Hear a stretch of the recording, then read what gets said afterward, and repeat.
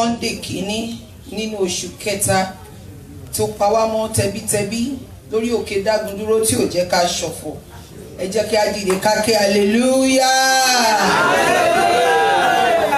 Tí Ọlọ́run tí ọwọ́ rẹ̀ ò kúrú láti gbà wá, tí ojú rẹ̀ ò pàdé fóòrùn gbé tàbí òrùn, tí etí rẹ̀ wúwo láti gbọ́ àròyé wa, tí Ọlọ́run ìyanu tó ń dá sí tí ayé ò lè pa, tó ń gbéga táyé ò lè rẹ̀ wálẹ̀, tó ń ṣílẹ̀kùn táyé ò lè tì, ó sì ń tì táyé ò lè ṣí.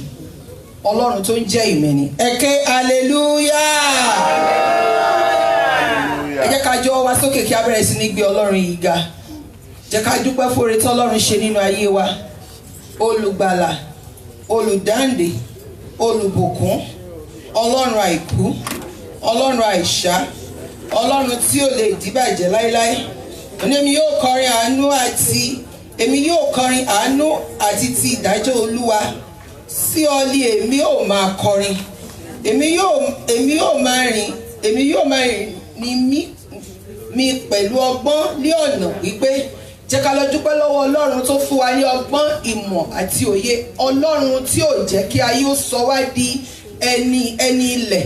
Jẹ́ ká lọ gbé Ọlọ́run yìí ga. Ẹ jẹ́ ká bẹ̀rẹ̀ sí dúpẹ́ lọ́wọ́ Ọlọ́run. Jẹ́ ká dúpẹ́ lọ́wọ́ Ọlọ́run torí pé a sùn láyọ̀, a jí láyọ̀. Olúwa ó ṣé o, Olúwa ó ṣé.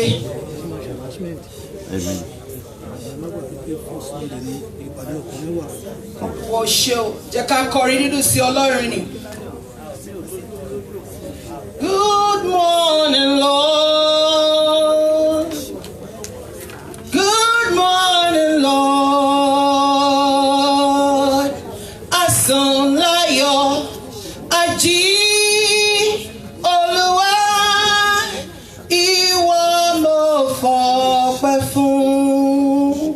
Jẹ́ ká dúpẹ́ lọ́wọ́ Ọlọ́run. A sùn láyọ̀, a ò tójú oorun dójú ikú, a ò tójú oorun dójú àìsàn.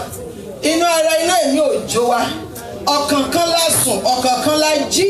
Jẹ́ ká kó kìkì Ọlọ́run yìí. Olúwa ó ṣé o, Olúwa ó ṣé. Ọlọ́run ìyanu, ọba tó tẹrẹ tó kárí ayé, arúgbó ọjọ́, adùnbárìn má tòṣì. Ẹgbẹ́ ọ̀gá lówùúrọ̀ yìí. Olúwa gba ọpẹ́ wa. Ní orúkọ Jésù Kristi ni a gbàdúrà. A ó lọ dúpẹ́ lọ́wọ́ Ọlọ́run lẹ́ẹ̀kan sí. Ó ní àwọn ìhó ayọ̀ sí Olúwa, ẹ̀yin ilẹ̀ gbogbo. Ẹ fi ayọ̀ sí Olúwa. Ẹ wá ti ẹ̀yin ti orin sí iwájú rẹ̀, kí ẹ̀yin kí ó mọ̀ pé Olúwa òun ni Ọlọ́run. Ó ní ó dá wa, kì í ṣe àwa tìkálára wa. Àwa ni ènìyàn rẹ̀ àti àgùntàn pápá rẹ̀. Ká lọ dúpẹ́ lọ́wọ́ Ọlọ́run tí ó pè wá. Nígbà tí a sọnù ó wá wa rí. Nígbà tí ojú wa fọ́ ó fún wa lórí ọ̀fẹ́ láti rí. Ọlọ́run tí orí ọ̀fẹ́ rẹ̀ tó fún wa. Jẹ́ ká lọ dúpẹ́ lọ́wọ́ Ọlọ́run, ẹni tí ó ń dá ní ìdè tí ayé ò lè bi léèrè. Jẹ́ ká lọ dúpẹ́ lọ́wọ́ Ọlọ́run torí pé ó dá wa ní ìdè. Ó gbà wá lọ́wọ́ àwọn ẹni tó rè pé àwọn lè fi wá sínú ìgbèkùn. Jẹ́ ká lọ dúpẹ́ lọ́wọ́ Ọlọ́run nítorí pé a ò wọṣọ ẹ̀wọ̀n, a ò wọṣọ àìsàn, a ò wọṣọ ẹjọ́. Jẹ́ ká lọ dúpẹ́ lọ́wọ́ Ọlọ́run. Àdúrà.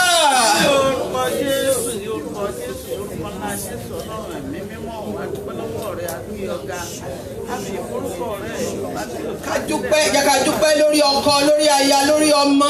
Jẹ́ ká dúpẹ́ lórí bàbá wa, lórí òkè àti ìdílé wọn.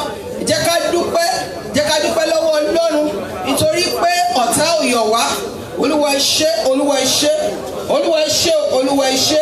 Ìtẹ́ ayé la ó máa gbé yín ga. Ní orúkọ Jésù Kristi ni a gbàdúrà. A lọ síwájú Ọlọ́run, a ó lọ tọrọ fún ìdáríjì ẹ̀ṣẹ̀. Tọrọ pé kí Olúwa kí ó dárí ẹ̀ṣẹ̀ wa jì wá. Bẹ́ẹ̀ni ní pé ojú ẹlẹ́ṣẹ̀ kan lè rí ògo Ọlọ́run. Bẹ́ẹ̀ni sọ fún wa wípé bí àwa bá ní àwa kò dẹ́ṣẹ̀, irọ́ ni àwa ń pa. Pé òdodo kan kò sí nínú wa. A lọ síwájú Ọlọ́run. Orúkọ bí àwa bá tọrọ tí a sì jẹ́wọ́ ẹ̀ṣẹ̀ wa. Ó ní olódodo ni Ọlọ́run láti dárí àìṣedéédéé wa jì wá. A ó lọ síwájú Ọlọ́run ní wákàtí, a ó lọ tọrọ fún ìdáríjì ẹ̀ṣẹ̀. Pé kí Olúwa kó dárí ẹ̀ṣẹ̀ wa jì wá. A ó sọ fún Ọlọ́run, má rí ẹ̀ṣẹ̀ mi lónìí. Ẹ̀jẹ̀ tí ẹ ta sílẹ̀ lórí àgbélébùú Calvary òun ni kẹrí. Ẹ jẹ́ ká tọrọ fún ìdáríjì ẹ̀ṣẹ̀. Àdúrà.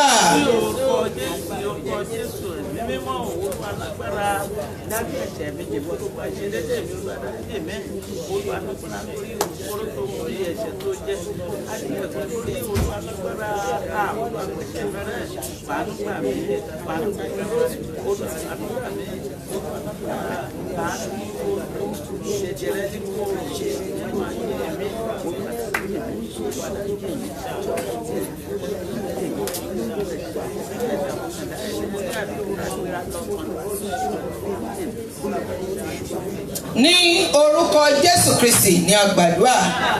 Psalm 71. Olúwa, ìwọ ni mo gbẹ́kẹ̀ mi lé. Láé má ṣe jẹ́ kí a dààmú mi. A ó sọ fún Ọlọ́run, mo ti wá síwájú rẹ lónìí ní gbogbo ọ̀nà tí ayé lè fẹ́ dààmú mi. Lórúkọ Jésù, nítorí pé ìwọ ni ìgbẹ́kẹ̀lé mi.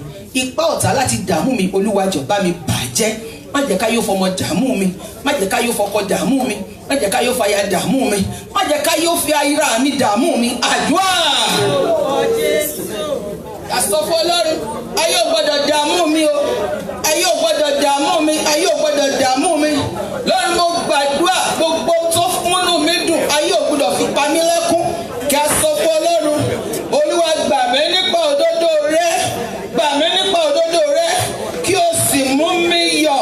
Jẹ́ kí a sọ fún Ọlọ́run, gbà mí nípa òdodo rẹ, kí o sì mú mi yọ̀. Jẹ́ kí a sọ fún Ọlọ́run, dẹ́tí rẹ sí mi, kí o sì gbà mí. Sọ fún Ọlọ́run, Olúwa dẹ́tí rẹ sí mi lówùúrọ̀ yìí, Olúwa kí o sì gbà mí. Olúwa mú mi yọ̀, ìkorò má jẹ́ wọnú ayé mi, Olúwa ṣàánú fún mi. Ní orúkọ Jésù Kristi ni a gbàdúrà.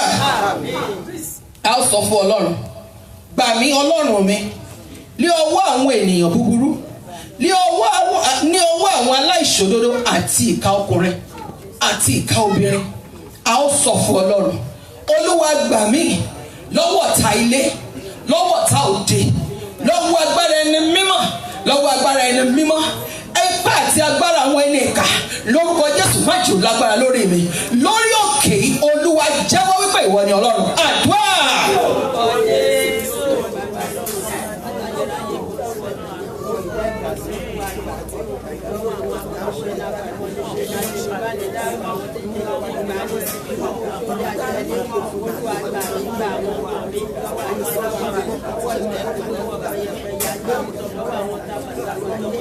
Ní orúkọ Jésù Kristi ni a gbàdúrà. Verse 5, ó ní ọwọ́ rẹ ni a fi gbé mi dúró láti inú wá. Ìwọ ni ẹni tí ó mú mi jáde láti inú ìyá mi wá.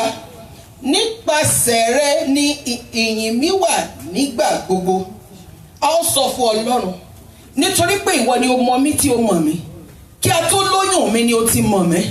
A ó sọ fún Ọlọ́run, ìgbà tó dá mi kò sẹ́ni kankan níbẹ̀. Ìgbà tó dá mi, ìwọ nìkan ló mọ̀. Ẹni tí ó mọ̀ ìgbà tó dá mi, má jẹ́ kó bà tèmi jẹ́ o. A ó sọ fún Ọlọ́run, ìwọ nìkan ló mọ̀ ìgbà tó dá mi, ìwọ nìkan ló mọ̀ mí tó mọ̀ mí. Ó dáná gbogbo agbára tó fẹ́ fi ayé mi takòtó, gbogbo agbára tó fẹ́ fi gbogbo ayé mi ṣeré, gbogbo agbára tó sọ wípé jẹ́ kí n wò bó ti fẹ́ ṣe rere, lónìí lórúkọ Jésù Kristi, Olúwa fi àjùlọ hàn wọ́n. Ọlọ́run alágbára náwó agbára sínú ayé mi, sọ mí di má ṣe mú fún ọ̀tá tọmọtọmọ. Àdúrà.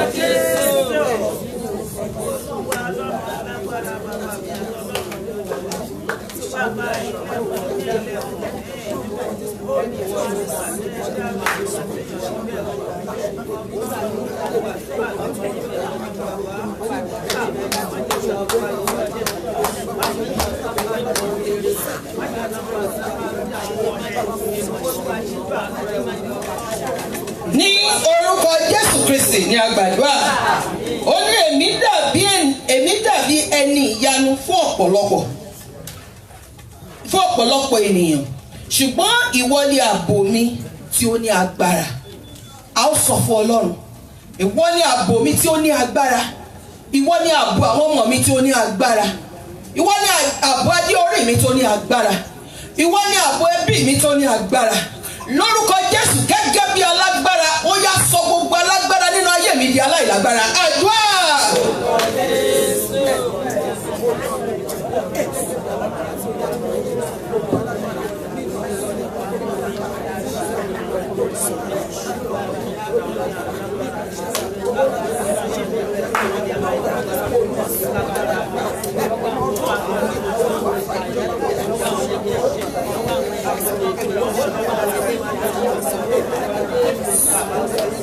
Ní orúkọ Jésù Kristi ni a gbàdúrà. Ó ní jẹ́ kí ẹnu mi kí ó kún fún ìyìn rẹ àti fún ọlá rẹ ní ọjọ́ gbogbo. A ó sọ fún Ọlọ́run, ní gbogbo ìṣẹ́jú, ní gbogbo àkókò, ní gbogbo wákàtí, ní gbogbo ọjọ́, ní gbogbo ọ̀sẹ̀, ní gbogbo oṣù, ní gbogbo ọdún, jẹ́ kí ẹnu mi kó gba ọpẹ́. Àdúrà. Jẹ́ kí n lè máa dúpẹ́ Olúwa. Jẹ́ kí ẹnu mi kó kún fún ọpẹ́. Lórí ọmọ jẹ́ kí ẹnu mi ó kún fún ọpẹ́. Olúwa lórí ẹbí mi jẹ́ kí ẹnu mi kó kún fún ọpẹ́. Ọlọ́run mo gbàdúrà nítorí pé ìwọ ni agbára mi. Lórúkọ Jésù, ààbò mi tí ó dájú ni. Jẹ́ kí ẹnu mi kó kún fún ọpẹ́. Ní orúkọ Jésù Kristi ni a gbàdúrà. Ó ní má ṣe ṣámìtì ní ìgbà ogbó mi. A ó sọ fún Ọlọ́run bí mo ti ń lọ nínú àjò mi, báwọn mi ti ń lọ nínú àjò wọn. Olúwa jọ̀ọ́ má ṣáwàtì nígbà ogbó wa. Àdúrà.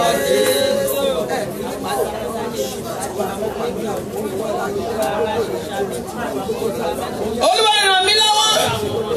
Olúwa má ṣe kàn mí sílẹ̀ nígbà tí agbára mi bá yẹ̀. Ẹ̀mí mímọ́ rọ̀ mí ní agbára. Olúwa dì mí mú. Olúwa má jẹ́ ṣubú. Olúwa dì mí mú. Olúwa má jẹ́ iyọ̀. Olúwa má jẹ́ kí iyọ̀ ṣubú. Má jẹ́ ń dẹrù ní Olúwa. Ẹrù ayọ̀ tó dì fún mi. Ẹrù rere tó dì fún àwọn ọmọ mi. Lórúkọ Jésù, má jẹ́ ṣubú ní ẹrù lọ. Olúwa nígbà tí agbára mi bá yẹ̀. Olúwa jọ̀ọ́ má ṣe kàn mí sílẹ̀. Olúwa rọ̀ mí ní agbára. Olúwa dì mí mú. Ní orúkọ Jésù Kristi ni a gbàdúrà. A sọ fún Ọlọ́run gbogbo àwọn tó ń bọ̀ lọ́dọ̀ kó Olúwa kó mú wọn débi ní ayọ̀. A sọ fún Ọlọ́run pé lórí iṣẹ́ ìsìn ọjọ́ nìkan Ọlọ́run kó gba ògo láti ìbẹ̀rẹ̀ títí dé òpin. Kárí ọwọ́ agbára Ọlọ́run. Àdúrà.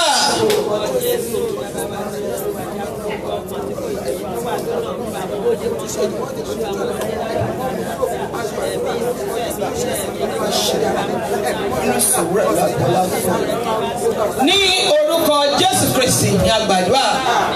Ayérayé nínú àwọn ọ̀run, ọba tó ń jẹ́ èmi ni, gbígbéga ni ọ́ nínú àwọn ọ̀run, atófaratì bí òkè, ọba tó ti débi kí a tó débi, ọba tó ti gún wà nínú ọlá ńlá rẹ̀. A gbàdúrà lórúkọ Jésù bá ti wí níwájú, lórúkọ Jésù Olúwa bá wa pàdé. Ohun tó jọ bọ́ ẹ̀ṣẹ̀ tí ò ní yẹ ká rọ àdúgbà, lórúkọ Jésù Olúwa dáríjì. Nínú ìsìn òní, Olúwa bọlá fún ọ̀rọ̀ rẹ̀. Ajẹ́jẹ́ wípé ìnìkan lọ́ọ̀dà gbogbo yìí padà fún. Ní orúkọ Jésù Kristi ti Násárẹ́tì ni a gbàdúrà.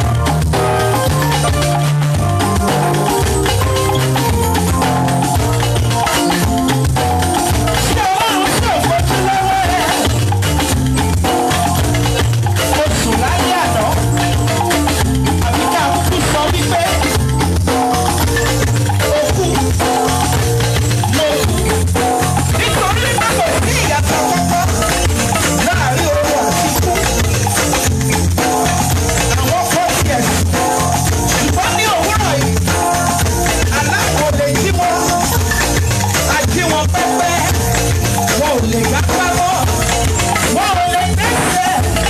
Lọ́wọ́lọ́wọ́ bá wọ́n ti wà ní mọ́ṣúárì. Ìwọ ló lóore ọ̀fẹ́.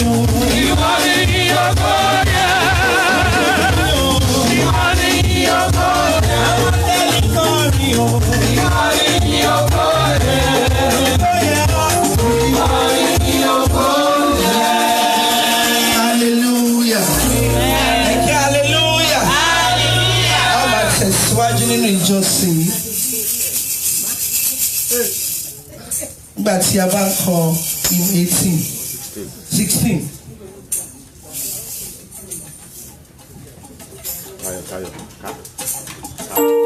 Tayọ̀tayọ̀ làwa ó máa júbà rẹ, pẹ̀lú ọkàn pẹ́ làwa ó yìn ọ́, ìwọ orin ayọ̀ wa yóò gòkè lọ sọ́dọ̀ Ọlọ́run olùbùkún jùlọ.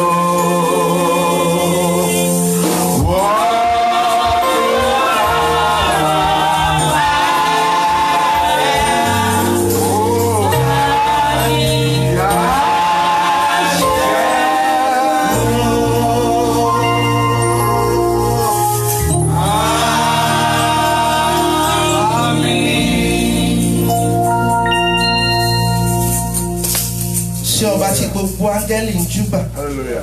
Hallelujah. Sí Olúwa tí gbogbo wa yóò dúró sí iwájú rẹ̀ ní ọjọ́ ìdájọ́. Hallelujah. Hallelujah. Sí Ọlọ́run tí à ń bọ. Yes. Bíbélì jẹ́ kó yé mi wípé àwọn àgbààgbà 24 wọ́n ń bọ. Yes.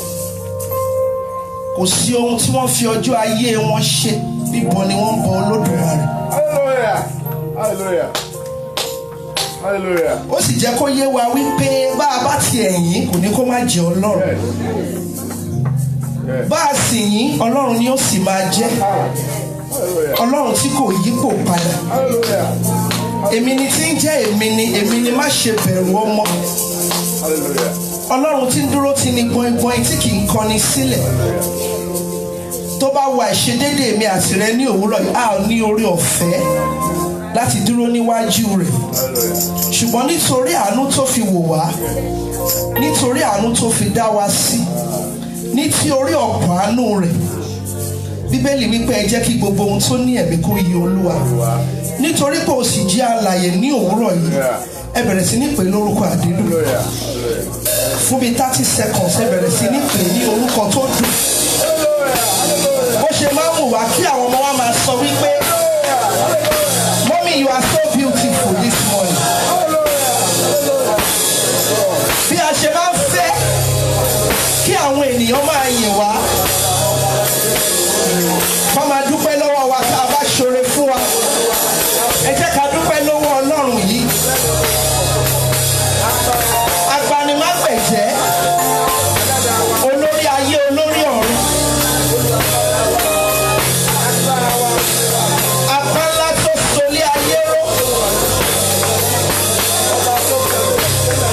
Ọlọ́run tó pọ̀ nípa àti agbára.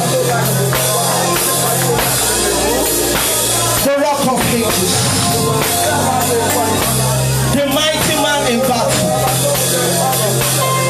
Ajagun ṣẹ́gun òde ọ̀run. Ayìn Ọlọ́run wa. Fún èyí tí o ṣe fún Sunday àkọ́kọ́, ajúbà rẹ̀, àṣẹ ọlọ́ba. Ọba tí ẹnikẹ́ni ò fi jọba, tó jọba ní gbogbo ayé. Gbogbo ni fún orúkọ.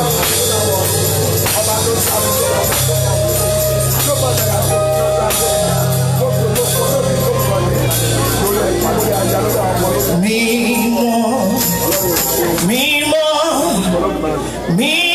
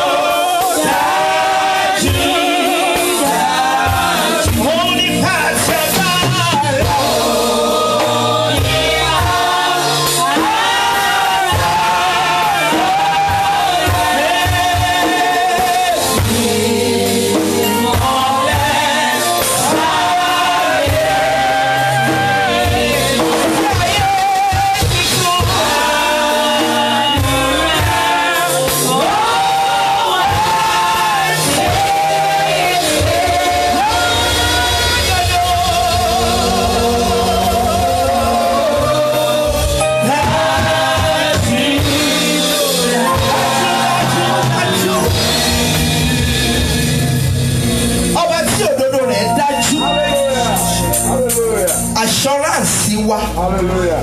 Ọlọ́run tí kì í dání àyàn ológun Olúwa gba ọpẹ́ àti ìyìn wa Olúwa gba ọpẹ́ àti ìyìn wa Bàbá gba ọpẹ́ àti ìyìn wa a ó máa tẹ̀síwájú ẹ máa bá wa lọ ẹ wá bá wa rìn nínú ìjọsìn yìí tá ó padà sílé a ó sì ronú jinlẹ̀ a ó rí ohun tí ẹ ṣe ní orúkọ Jésù Kristi ní àjọsìn.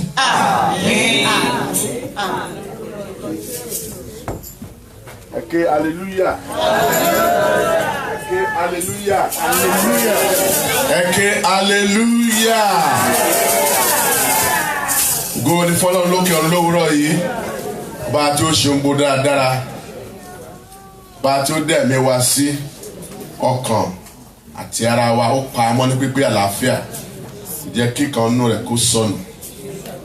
Pàmò mú àlà oṣù méjì jà láyọ̀ àtàlàáfíà ní ọjọ́ olówó àkínní oṣù kẹta ọdún 2019 òyìí àná bẹ̀rẹ̀ ọdún náà níyìn ní Olúwa náà wà lọ́wọ́ dé ògo ní forúkọ mímọ́ rẹ̀ kí wàá kọ́ àbọ̀síwájú lọ alówóró yìí níbi tí dídé inú àti ẹ̀kúnrẹ́ ayọ̀ gbé wà lórúkọ Jésù kọjọ́ tí ọjọ́ Olúwa ọjọ́ òní yóò jẹ́ ìpín wa a ó sì ṣe ọ̀pọ̀lọpọ̀ ẹ̀nu ayé a lọ láti lọ gbọ́rọ̀ Ọlọ́run ṣùgbọ́n kí a tó gbọ́rọ̀ Ọlọ́run Olúwa ti bá a bẹ̀rẹ̀ dágun dúró ọlọ́jọ́ mẹ́ta àti oṣù kẹta tí a wà nínú rẹ̀ yìí kókó ọ̀rọ̀ tó lọ́wọ́ sí fi ń bá wa sọ̀rọ̀ náà ni ẹ gbé orí yín sókè ẹ gbé orí yín sókè ẹ gbé orí yín sókè lórúkọ Jésù gbogbo tó fẹ́ àtúnṣe náà ayé wa kí ire kí ó lè wọlé wá lórúkọ Jésù wọ́n gbé orí sókè gbogbo ipá àti agbára tó tẹ̀lé ẹnikẹ́ni bá láàrin wa bí Ọlọ́run ti wà láàyè tó sì jẹ́ Ọlọ́run lórúkọ Jésù wọ́n gbé orí wa sókè àwọn tó tẹ̀lé wa bá lórúkọ Jésù a ó tẹ̀ wọ́n mọ́lẹ̀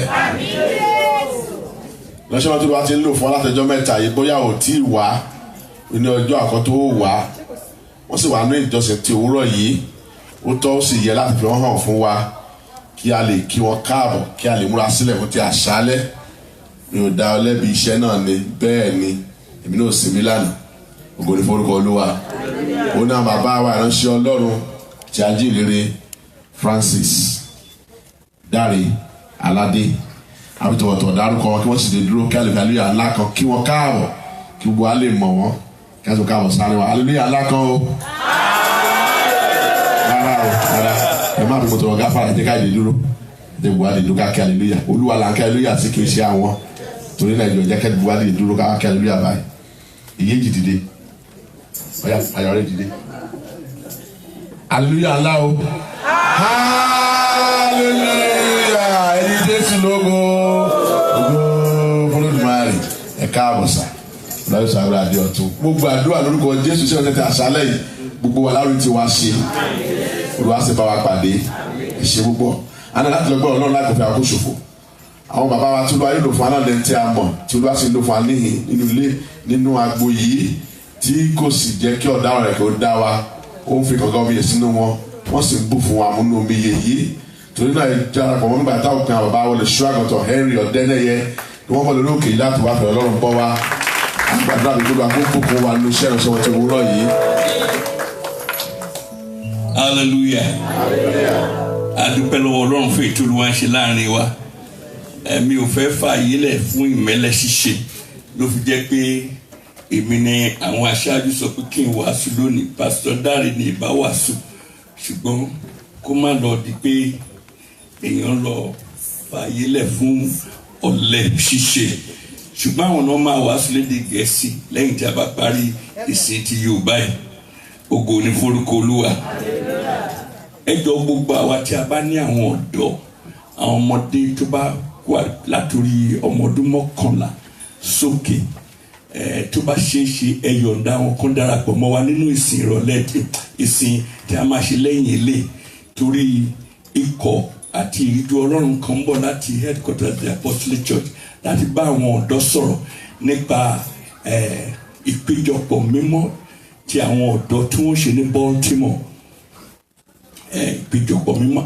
àkọ́kọ́ ọrú ẹ̀ tí wọ́n ṣe fáwọn ọ̀dọ́ pásítọ̀ ọ̀dọ́ ló fẹ́ wàásù fáwọn ọ̀dọ́ Bíbélì sọ pé Dáfídì òun pẹ̀lú ó ṣiṣẹ́ ìránṣẹ́ fún ìran tiẹ̀ accent tiwa ìgbà míì àwọn ọmọ ẹ̀ wọn kì í gbọ́ dáadáa àwọn tó ní accent wọn àwọn tó ti la ìrírí wọn kọjá ni wọ́n fẹ́ bá wọn sọ̀rọ̀ ní ìpàdé ní Baltimore ní oṣù tó ń bọ̀ èmi àti ìyàwó mi sì ti pinnu pé tí a bá ra àwọn ọmọ tó ń lọ láti bí báyìí a máa gbé bùkátà méjì nínú wọn owó plane wọn owó hòtẹ́ẹ̀lì wọn àti owó tó máa fi jẹun lágbára Ọlọ́run èmi àti mọ́mì á gbé torí náà tí ẹ bá ní àtàyè bá wà ẹ̀yọ̀ǹda wọn kán darapọ̀ mọ́ wa kán lè gbọ́ ètò tí wọ́n ṣe fún ìpéjọpọ̀ mìíràn náà Olúwa gbàdúrà wa lórúkọ Jésù Kristi. Pastor Jeremiah gbàdúrà.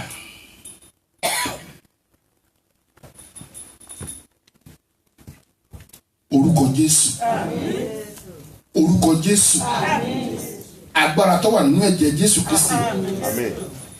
Olúwa àkókò tó láti jẹ oúnjẹ yìí lórúkọ Jésù kò ní pa wá lórí.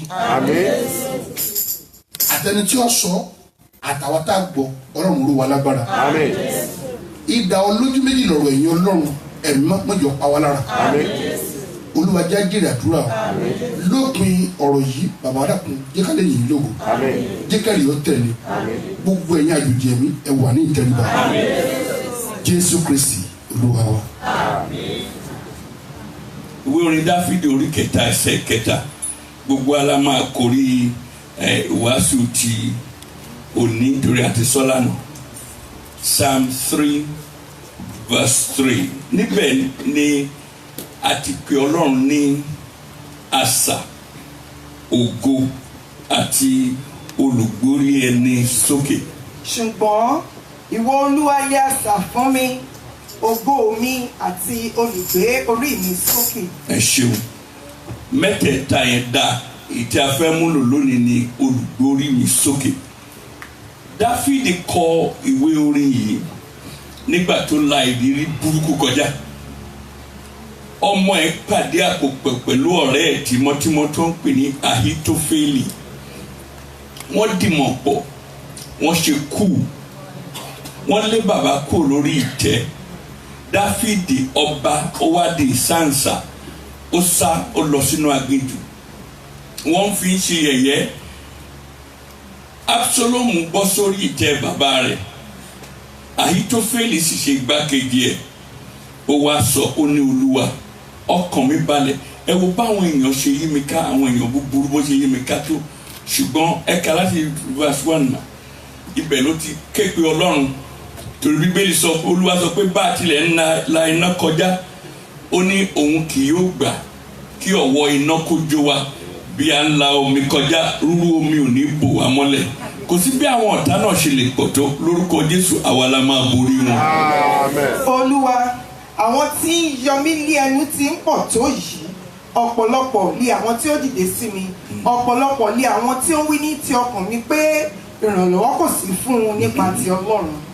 Olúwa olùrànlọ́wọ́ á gbé ìrànlọ́wọ́ dìde fún wa lórúkọ Jésù Kristi àwọn tó gbóná bí ààrò ní ìdílé ìyá àbí ìdílé bàbá tí wọ́n ní àdàbà nú àwọn òní rí bisimilé ó ti bọ́ lọ́wọ́ wọn lórúkọ Jésù ọkàn yín á balẹ̀ ẹ̀rí ìsinmi olùgbórí ẹni sókè ní Ọlọ́run ọwọ́ ẹ̀ gùn ó lè fà wá dìde ó tóbi tó bẹ́ẹ̀ gẹ́ constituency ẹ̀ kò ní ìwọ̀n tí Trump bá gbé orí ènìyàn sókè ó mọ níwọ̀n ibi tó lè gbórí ènìyàn sókè dé tó bá ti kọjá boundary America kò láṣẹ mọ́ ṣùgbọ́n Bíbélì sọ pé tí Olúwa ní ilẹ̀ àti ẹ̀kún rẹ̀ ayé àti gbogbo ohun tó sì tẹ̀dó nínú rẹ̀ tọ́lọ́run bá gbórí ènìyàn sókè wọ́n á forí balẹ̀ fún èèyàn ní Somalia tó bá dé Uganda wọ́n á forí balẹ̀ fún tó bá dé Nàìjíríà wọ́n á wárí fún nítorí Ọlọ́run ló gbórí ènìyàn sókè á sì gbórí wa sókè lórúkọ Jésù. Mo fẹ́ ka díẹ̀ nínú àwọn ọ̀nà tí a fi ń gbórí ènìyàn sókè ká lè mọ rírì ti Ọlọ́run. Wọ́n ń fi ìbò gbórí ènìyàn sókè wọ́n ẹ̀ṣẹ̀ parí ìdìbò lórílẹ̀‐èdè Nàìjíríà ní awuyewuye àti gbogbo ariwo táwọn èèyàn pa wọ́n ti fi Buhari síbẹ̀ náà kí ni ká máa gbàdúrà kọ́lọ́run gba àkóso ọkàn ẹ̀ kó sì lò fún ìtẹ̀síwájú orílẹ̀‐èdè náà wọ́n fi ìbò wọ́n fi gbórí ẹ̀ sókè mi ò mọyì àwọn tí wọ́n jọ du oyè ààrẹ orílẹ̀-èdè Nàìjíríà ṣùgbọ́n ìbò gbórí ènìyàn sókè ẹ̀bùn ènìyàn ó lè gbórí ènìyàn sókè. Ìbéèrè sọ ní ti Joseph ọba náà sì sọ pé kò sí nǹkan tí mo lè ṣe mọ́ níwọ̀n tí Ọlọ́run ti fi èyí hàn án Ọlọ́run ti fún ẹ ní ẹ̀bùn ìtumọ̀ àlá. Ó wọ ọgbà ẹ̀wọ̀n bíi alálàá ṣùgbọ́n nígbà tó máa kúrò lọ́gbà ẹ̀wọ̀n ó di atúmọ̀ àlá. Bọ́lọ́run ò bá gbórí ẹ̀ sókè sí ìsọ̀rí àwọn tó ń túmọ̀ àlá ó ṣeé ṣe kọ́nà má là fún nítorí pé tóun náà bá ń lálàá bíi ọba alálàá méjì ló pàdé kò sí ìtumọ̀ ẹnìkan ojú kan lọ ṣùgbọ́n Ọlọ́run gbé orí ẹ̀ sókè nípasẹ̀ ẹ̀bùn tó Ọlọ́run fi fún revelation. As long as God has revealed this to you, I will make you the ruler of all Egypt. Anyone you ask that shall be lifted, so be it, even I the king. Ó ní kìkì tẹ́nìkan ṣe ni máa fi jù ẹ lọ. Ẹ̀bùn ènìyàn ó lè gbórí ènìyàn sókè. Ẹ̀bùn náà ló gbórí Jẹ́fítà sókè ọmọ panṣágà ṣùgbọ́n ẹ̀bùn gbórí ẹ̀ sókè àwọn àgbààgbà wa wọ́n ní máa bọ̀ wá jọba lé wa lórí. Bẹ́ẹ̀ ni àṣà àti àṣà ìlú àṣà ẹ̀yà àṣà ẹbí ó lè gbórí ènìyàn sókè. Èmi làbí gbẹ̀yìn fámìlì wa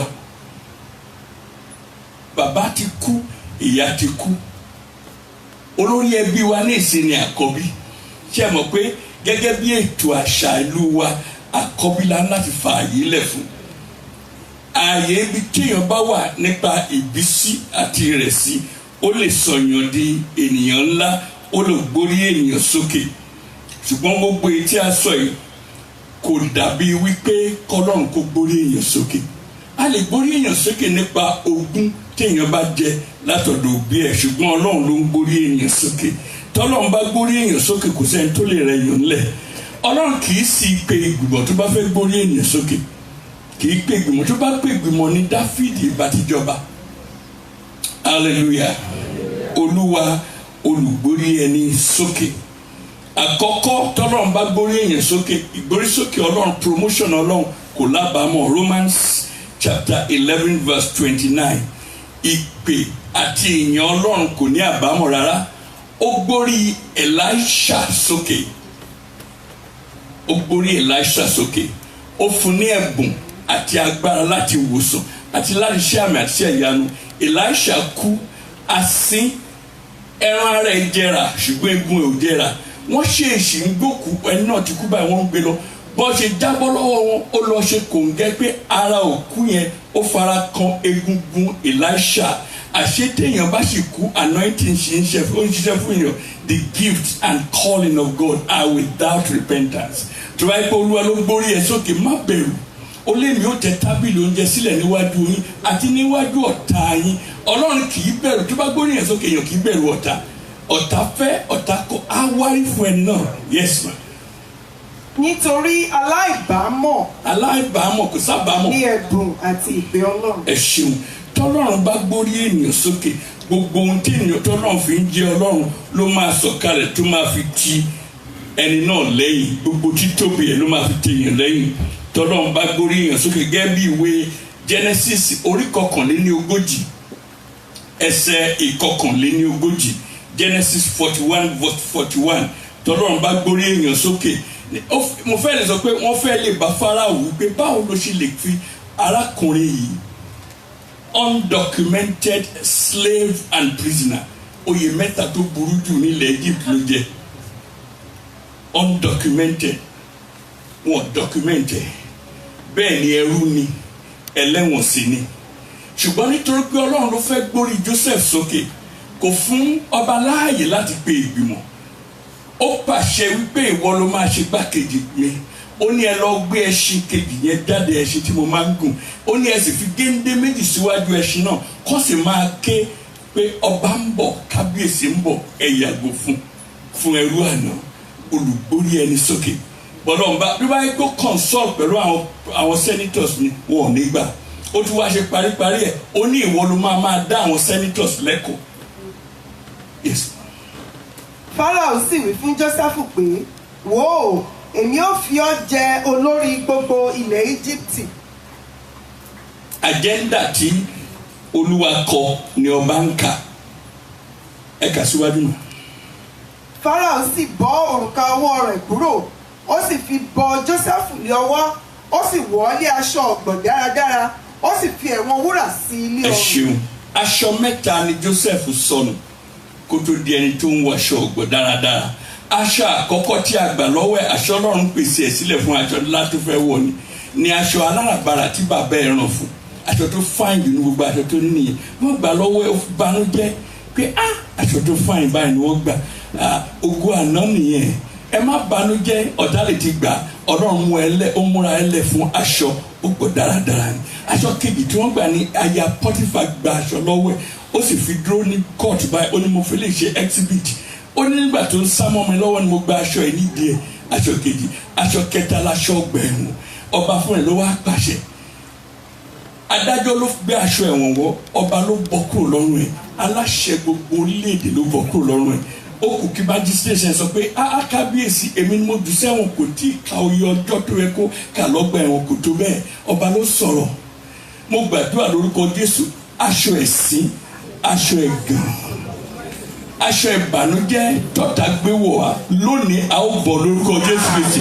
Nítorí pé ọba àwọn ọba ló sọ̀rọ̀, ó ní ọba sì ránṣẹ́ sí àwọn ọba àti ìjòyè wípé ẹ jọ̀wọ́ rẹ̀ lọ́wọ́ lọ. Tọ́lọ́run bá pàṣẹ ìjọ̀wọ́ lọ́wọ́ lọ, kò sẹ́ni tó lè dá yín dúró. Ẹ ń lọ síbi àyè ńlá lórúkọ Jésù Kristi. Mo ní ẹ ń lọ síbi àyè ńlá lórúkọ Jésù Kristi. Àṣà àbí àyè téèyàn wà nínú ìbísí àti ìrẹ̀sí kò ní nǹkan ṣe pẹ̀lú ìgbórísókè Ọlọ́run. Gideon ó tún kẹ̀sí ní kí ara ẹ̀.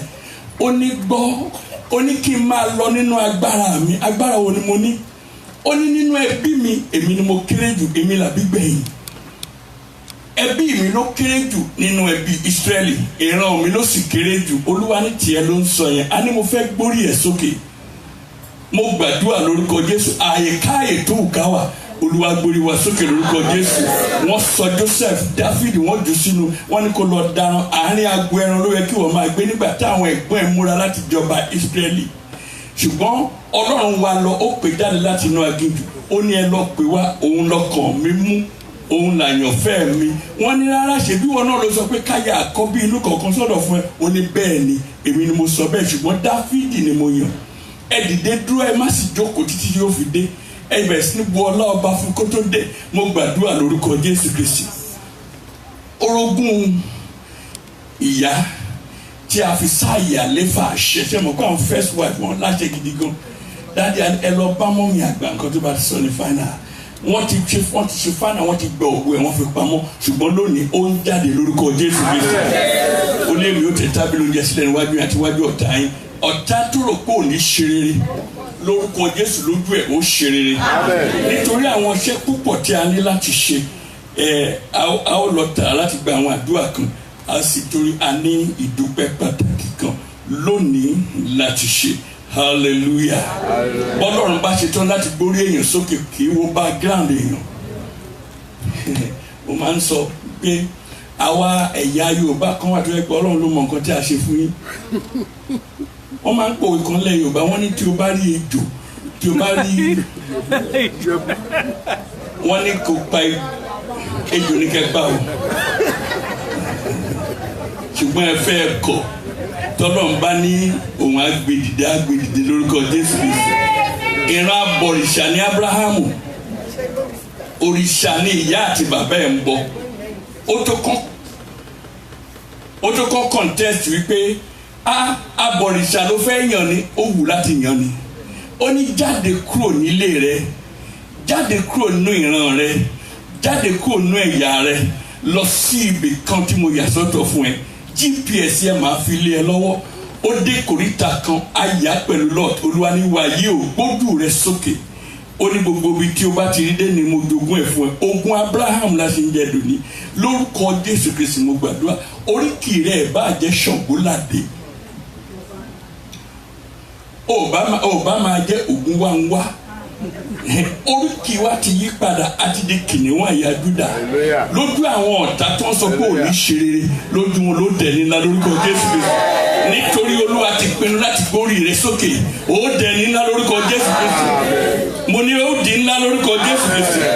Nínú ìrìn àjò àti gbórí wa sókè a máa ń bá àwọn ìdojúkọ pàdé táwọn ìbò ń pè ní challenges. Àwọn ọ̀tá kan wà tó yẹ pé ọ̀tá ire ni wọ́n kì í fẹ́ kéèyàn ṣe rere.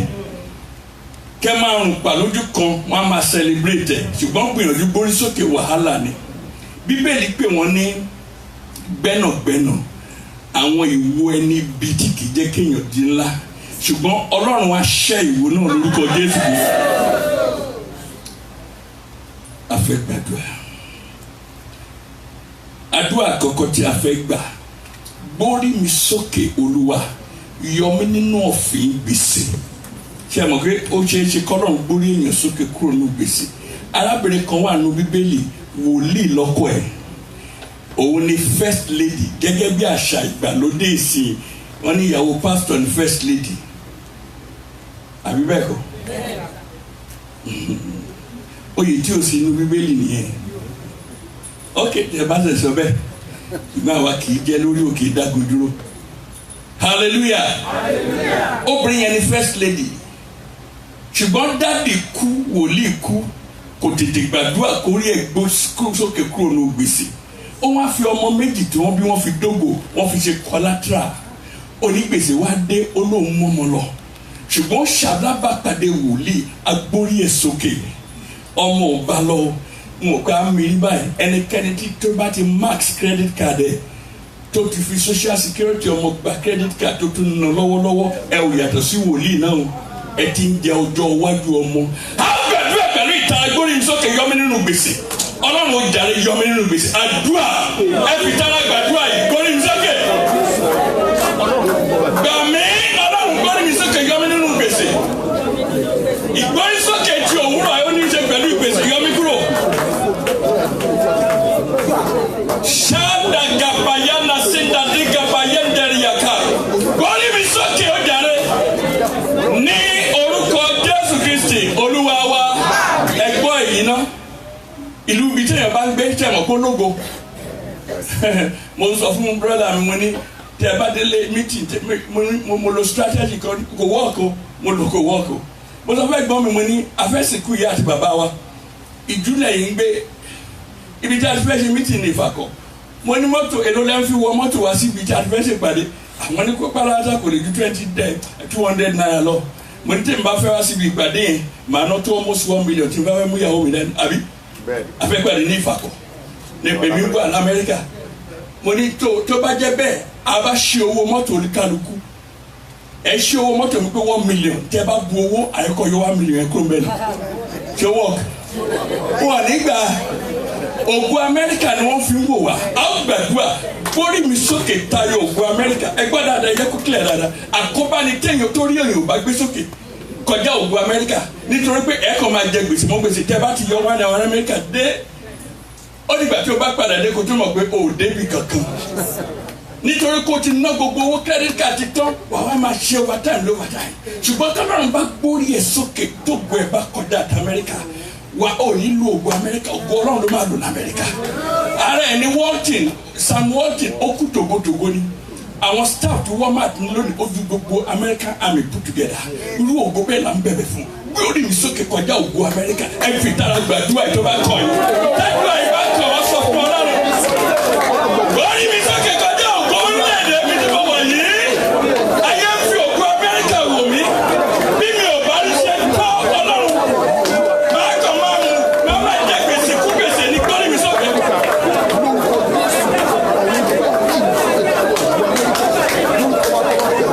Ní orúkọ Jésù Kristi Olúwa wa. Revelation chapter 3 verse 17 bẹ̀rẹ̀ àwọn apẹ̀rẹ̀ ìtòrí àkókò. Revelation chapter 3 verse 17 anointing kọ́ àti àpè ní anointing nínú aginjù wilderness anointing ibẹ̀ ni just enough. Ẹgbọ́n tí ẹ bá san bíl tán tí o bá sí gbèsè kankan bẹ́ẹ̀ tí o bá sówó lọ́wọ́ yín just enough nìyẹn. Just enough na anointing nínú aginjù wọ́n ní enough. Ó ní gbọ́ ẹ ò gbọ́dọ̀ tọ́jú manna tí wọ́n bá tọ́jú ẹ̀ díjọ́ kejì á jẹrà kò sí savings. Wilderness mentality wilderness anointing wọ́n jẹ tàárọ̀ wọ́n jẹ tọ̀sán wọ́n jẹ tàlẹ́ fún wọn gbọ́dọ̀ tọ́jú ẹ̀ díjọ́ kejì tó bá díjọ́ kejì á bàjẹ́ just enough anointing of just enough yes ma. nítorí ìwọ wípé èmi ní ọrọ̀ èmi sì ń pọ̀ sí sí ilé ọrọ̀. èmi sì ń pọ̀ sí ní ọrọ̀. ẹ gbọ́ nǹkan tó ní wá sọ.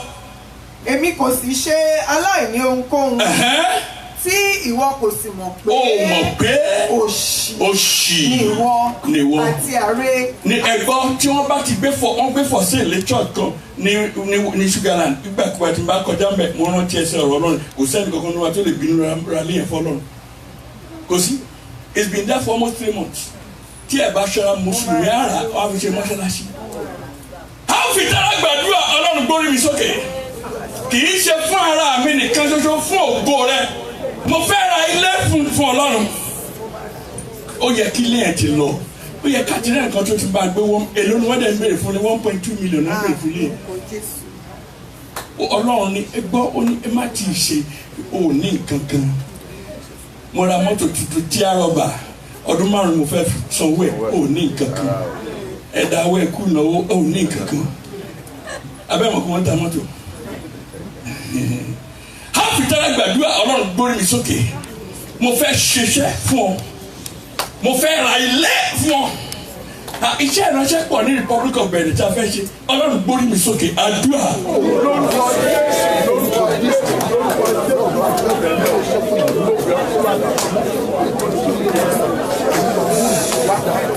Ní orúkọ Jésù Kristi Olúwa wa ẹ̀làdú eléyìí kan gbogbo wa tí ẹ bá gba visa orí òkè méje lẹ́kùn tí ẹ kú gba visa tí ẹ bá ti gba visa yẹn tí ẹ dá Amẹ́ríkà prayer yín ti yí padà ó ti kúrò ní UN undocumented èèyàn máa sáré láti kúrò nù ẹ the next one ni work authorization WA àbí lẹ́yìn WA ni ewé lẹ́yìn ewé ni pálí blue ìsọ̀rí ni ètò bá kàn ẹni kí Olúwa sọ ń bẹ̀ tí o bá tí ní pálí blue gbórí mi sókè tí ẹnì tí wàá lè wà ní 0 pàtà UN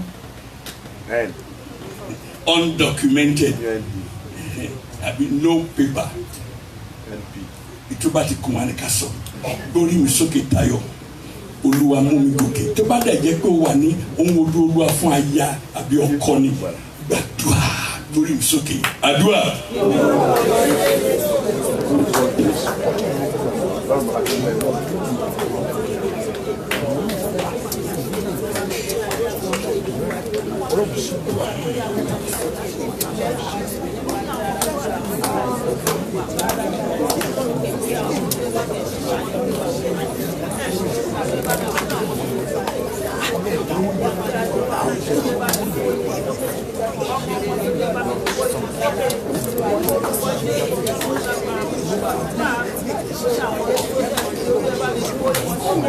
Ní orúkọ Jésù Kristi Olúwa wa. Àmín. Gbé mi sókè, gbé mi dìde, fà mí lọ́wọ́ sókè, kí n ga jù ayé lọ, ògo ayé mi, jẹ́ kó yọ jáde, fà mí lọ́wọ́ sókè, má máa jẹ́ pẹ́, wí bẹ́ẹ̀, orí mi sókè.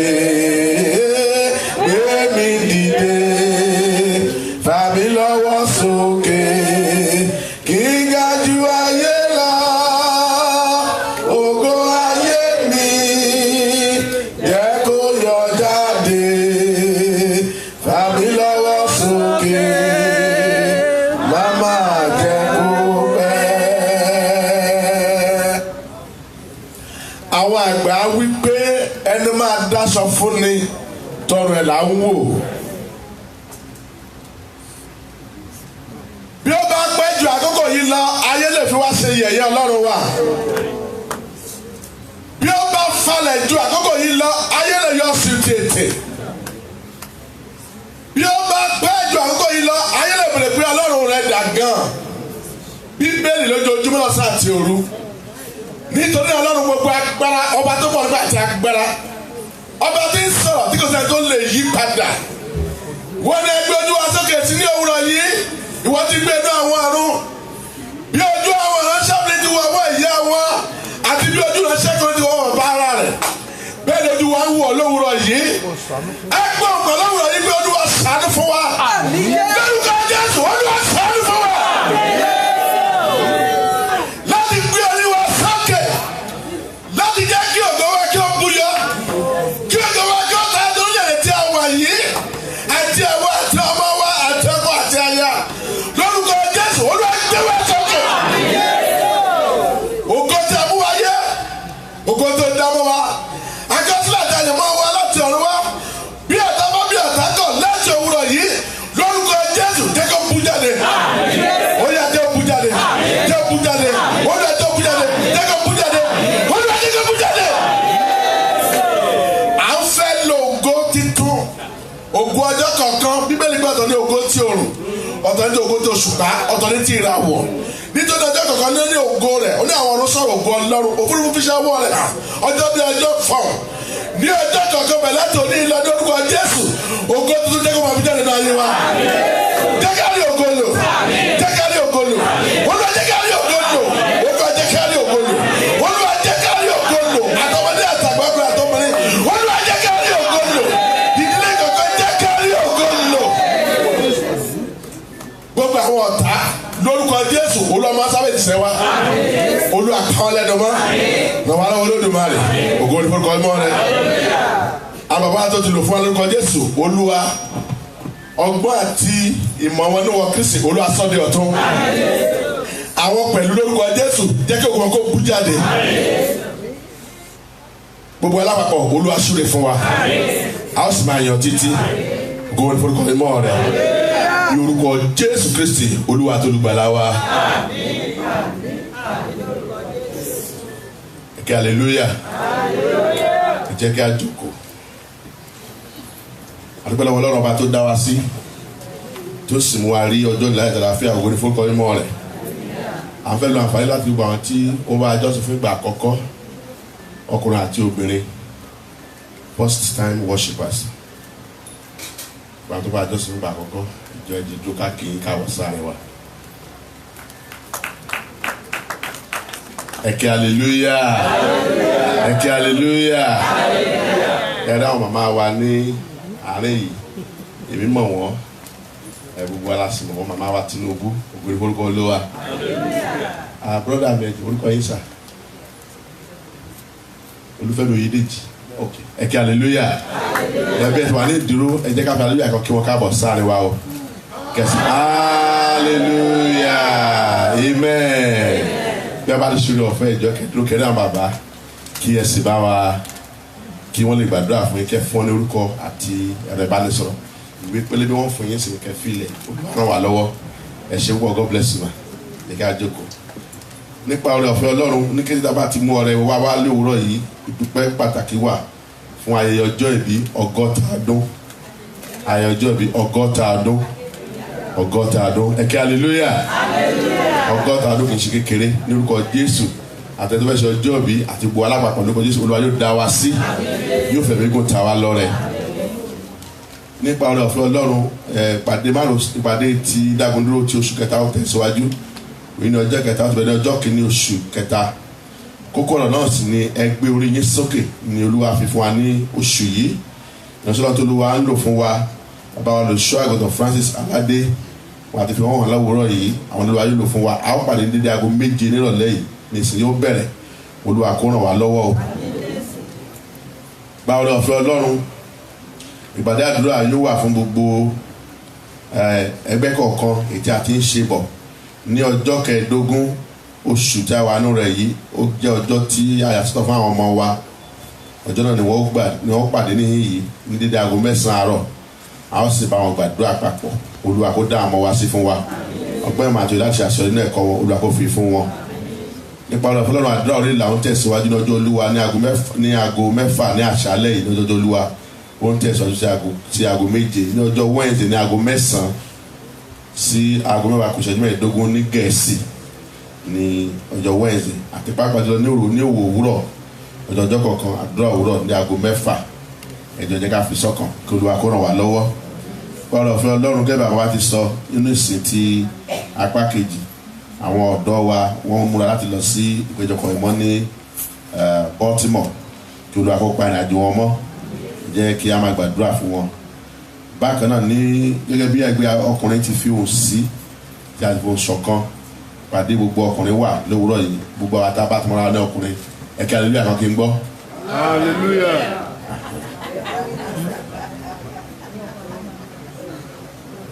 Olúwa kó ràn wá lọ́wọ́ o torí náà lẹ́yìn ìwúrọ̀ fẹ́ gbogbo ẹ̀yàn ọkùnrin tẹ́ ẹ̀kẹ́ hallelujah yẹn ẹ̀jẹ̀ ká dúró ìpàdé wà ẹ̀ ṣe nípa oore ọ̀fẹ́ Ọlọ́run ní ọjọ́ 16 oṣù tí a wà nínú rẹ̀ yìí ni a ó ṣe ìsìn orin ẹ̀mí fún ti ìgbàsókè bàbá wa ìránṣẹ́ Ọlọ́run àti alàgbà Jacob Òjó Awẹ́ ní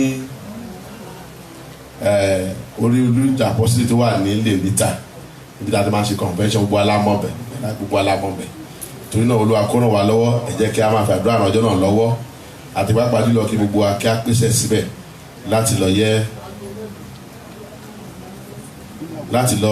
lọ lùwà fún ìgbé ayé tó dára tí bàbá gbé ní dédé aago 7 ni yóò bẹ̀rẹ̀ ní ọjọ́ náà kò sì ní pẹ́ púpọ̀ pátápátá aago 10 ó pẹ́ jù àti ṣetán tó bá pẹ́ jù nìyẹn aago 7 ìrọ̀lẹ́ sí aago 9 àti gbọ́dọ̀ ṣetán kó Olúwa kó ràn wá lọ́wọ́ o a ó sì fi ara àárẹ̀ bàbá lélẹ̀ nílùú Iléṣà ayẹyẹ tí yóò ṣáájú yóò bẹ̀rẹ̀ ní ọjọ́ 10 oṣù kẹrin ọdún yìí ọjọ́ 11 àti ọjọ́ 12 ni a ó fi ara àárẹ̀ wọn lélẹ̀ nílùú Iléṣà kí Olúwa kó pa àmọ́jú ọjọ́ náà lọ ẹ̀bí ẹ̀ ti ń gbàdúrà tá à ń gbà tá a tún máa gbà sí lórúkọ Jésù yóò ṣe ìtẹ́wọ́gbà Olúwa yóò sàn wá lọ́wọ́ bí ó bá kọ àwọn ìfilọ̀ mìíràn a ó máa gbọ́ kí a tó ṣe oore ọ̀fẹ́ jẹ́ ká máa palẹ̀ rẹ wa mọ́.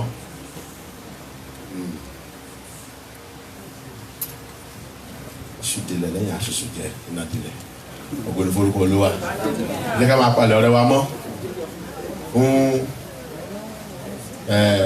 ọrẹ àkọ́kọ́ ní oṣù yìí láti fi bá Olúwa dúró pọ̀ pápálẹ̀ ọjọ́ Olúwa àti ìdámẹ́wàá ẹ jẹ́ kí a máa mú ọrẹ wa kí a máa ṣètò ẹ̀ Olúwa kó ràn wá lọ́wọ́.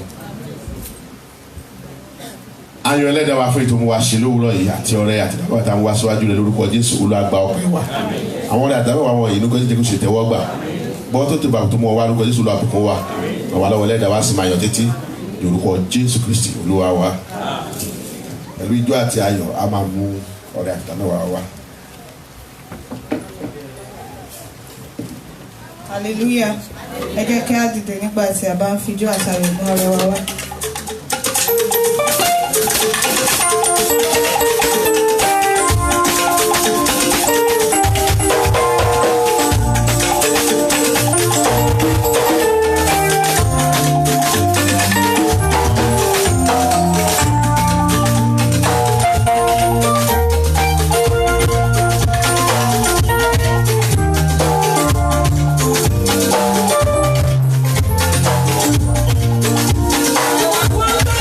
Jésù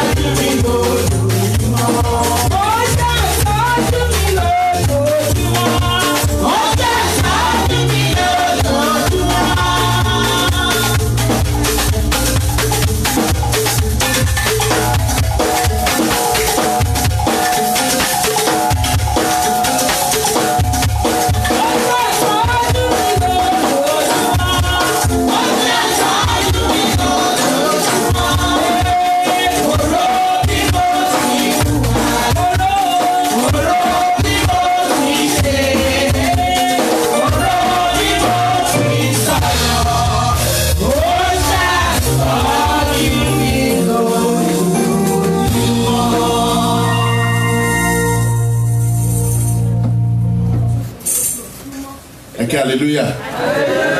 Ẹ ké hallelujah. Ẹ má bínú mo fẹ́ jíṣẹ́ àwọn olórí ẹbí fún wa. Wọ́n ní ọjọ́ March 16th yẹn pé wine ní colour of the day. Ó lè jẹ́ gèlè, ó lè jẹ́ fìlà, wine colour of the day. Olúwa kó ràn wá lọ́wọ́. Ẹ ṣé. Adúpẹ́ lọ́wọ́ yín bàbá tí ń bẹ ní ọ̀run. Ọrẹ ìrì fún ìlògo rẹ ayé àsímọ́ ní orúkọ bàbá àti ntọ́mọ àti ntẹ̀mí mọ́. Ẹ jẹ́ a jókòó. Káwé di pé a bọ́ sí ètò ìdúpẹ́ a fẹ́ gbàdúrà fáwọn kan. Ẹ bá ti ń gbórúkọ yín ẹ jáde. Arábìnrin Mrs. Tóyìn Adéníyì, Mrs. Tóyìn Adéníyì ẹ ṣé. Mrs. Láìdé Adérìnọlá, Mrs. Akínọlá,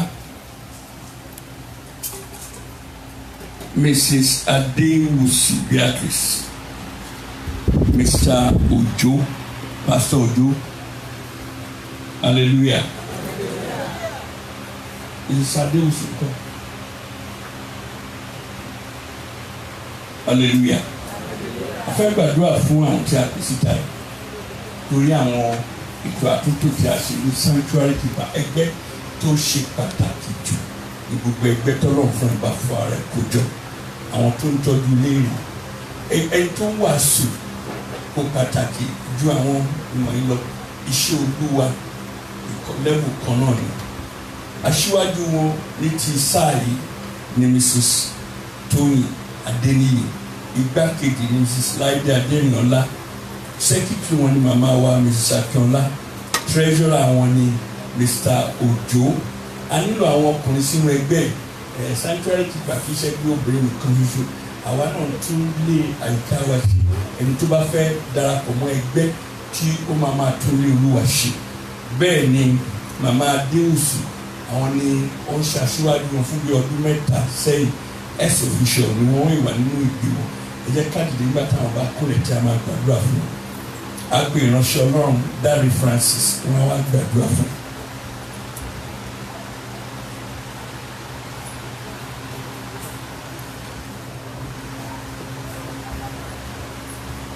Orúkọ Jésù. Orúkọ Jésù. Orúkọ Jésù.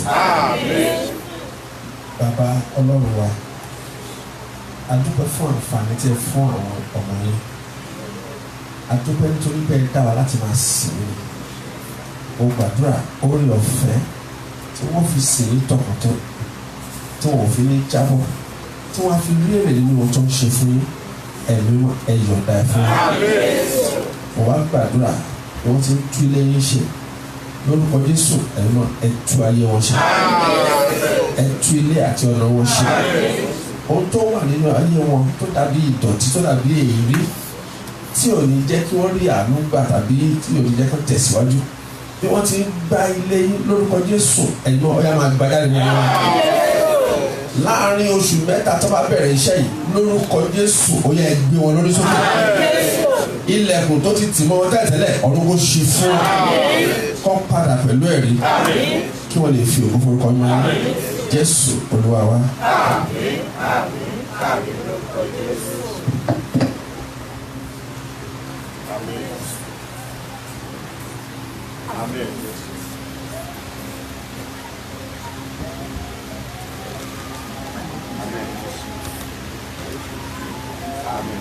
Ẹ ṣé àwọn tó tún kàn ní màmá wa Yínká Jaifos, màmá wa Victoria Talabi, màmá wa Ọláwùmí Mary àti màmá wa Akínfẹ́nwá.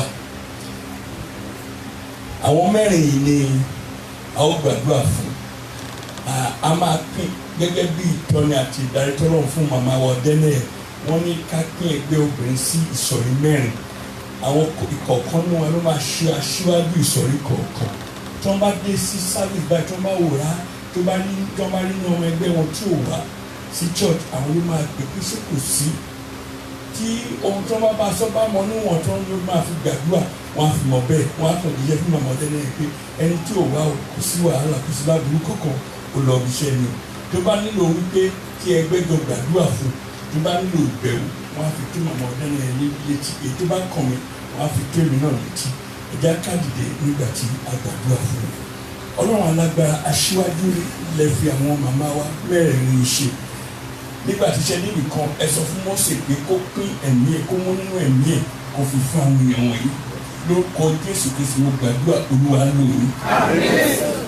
Ọmọ ẹgbẹ́ kankan kò ní sọnù mọ́ lọ́wọ́. Ẹ ò tí ì mọ àwọn tó máa pín sọ́dọ̀ yín ṣùgbọ́n Ọlọ́run ti mọ̀ wọ́n. Lórúkọ Jésù Kristi aṣíwájú Olúwa máa fi ń ṣe ẹ̀ ní ṣì wọ́n darí ẹ̀ ní ṣì wọ́n tọ́ wọ́n ní kú wọn lọ́wọ́ mi. Bíbélì sọ pé tí a bá ti dáwọ́ lòdì àgbọ̀dọ̀ gbójú ẹ̀ ẹ̀rù gbójú ẹ̀ ẹ̀ ó ṣe láti lórúkọ Jésù Kristi Olúwa wa.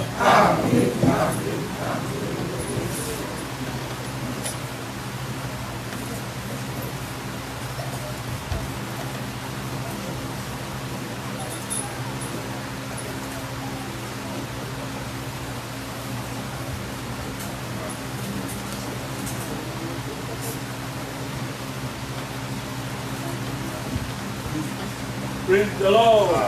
Ẹ̀yin ọkùnrin náà gbáradì o.